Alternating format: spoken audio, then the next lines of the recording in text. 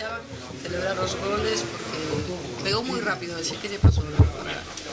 Bueno, son partidos un pouco todos que se dan así, ¿no? A verdade é que creo que fixeron 3 goles con moi poucas ocasións, ¿no? Foi un balón parado, pois un erro de Dani e unha falta que é imparable nin de ocasión, porque é unha man que lle dá involuntaria a Valerón, creo que con pouco pois fixeron goles, pero bueno, supemos seguir intentando, seguir pois ante un equipo que é difícil entrar, que defende ben, moi intenso, e fixemos 4 goles, así que creo que o equipo se sobrepuxe e fixe un bo partido.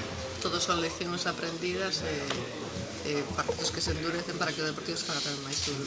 Sí, somos un equipo que fai os partidos abertos tamén, porque queremos ter o balón, atacar, e a veces pois provoca isto, non? Que se sean partidos con moitos goles, que a veces encaixemos máis do que queremos, pero bueno, ao final se marcas máis goles que o rival, está claro que o fixeches ben, e creo que esa é a idea do equipo.